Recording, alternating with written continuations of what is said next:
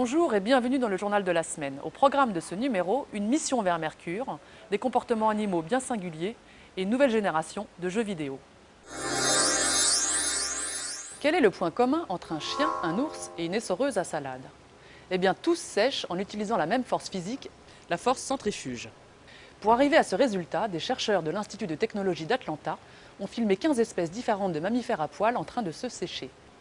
Ils ont ainsi montré que pour éliminer l'eau des poils, les animaux se secouaient à des fréquences qui varient en fonction de leur taille.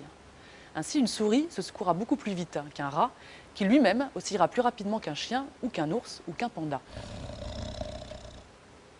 D'un point de vue mécanique, les chercheurs ont prouvé que l'élasticité de la peau jouait un rôle crucial en propageant et en amplifiant le mouvement initié par la tête de l'animal. Et c'est ce phénomène qui conduit à l'expulsion finale des gouttes. Fort de ces résultats, les scientifiques ont alors eu l'idée de contacter un fabricant d'électroménager, Whirlpool, pour lui proposer de collaborer à la conception de nouvelles machines à laver. Une initiative qui est pour l'instant restée sans suite. Le jeu vidéo entre peut-être dans une nouvelle ère, celle des jeux biotiques. Ce terme vient d'être inventé par une équipe de biologistes de l'université de Stanford en Californie pour décrire une famille de jeux qu'ils viennent de concevoir. À première vue, ces jeux biotiques ressemblent étonnamment aux ancêtres des jeux vidéo que sont le Pac-Man ou le Pong. Sauf que la partie se déroule sous un microscope et que les joueurs agissent sur des êtres vivants, de minuscules organismes unicellulaires appelés paramécies. Pour marquer des points, les joueurs orientent la trajectoire des petites bêtes en agissant sur le champ électrique ou en les bombardant de produits répulsifs. Cette interaction entre le réel et le monde virtuel, qui semble à ce stade plutôt anecdotique, est pour les chercheurs pleine d'interrogations et de promesses.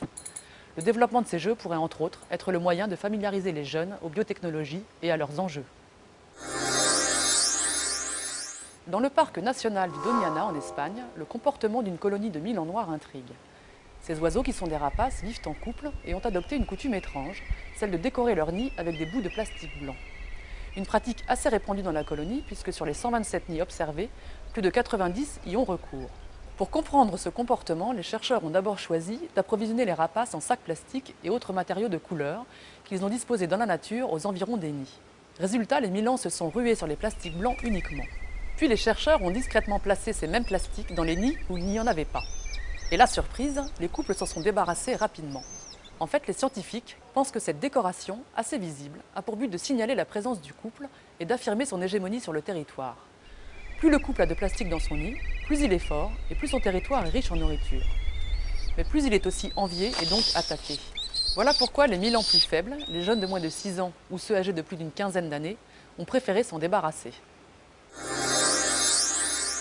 En 2014, un lanceur Soyouz décollera pour la planète Mercure avec à son bord 2 sondes conçues par les agences spatiales japonaises et européennes.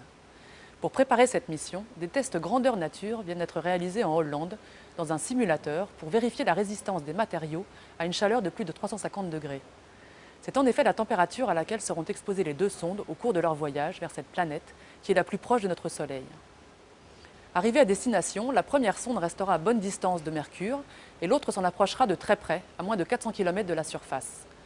Elle rencontrera donc des conditions thermiques encore plus difficiles qui vont faire l'objet de nouveaux tests cet été en Hollande. La mission, qui porte le nom de Bepi Colombo, a pour but d'en savoir plus sur le champ magnétique de la planète et sur la composition de son noyau, liquide ou solide. Des mesures très précises vont également être effectuées pour vérifier la théorie de la relativité générale d'Einstein.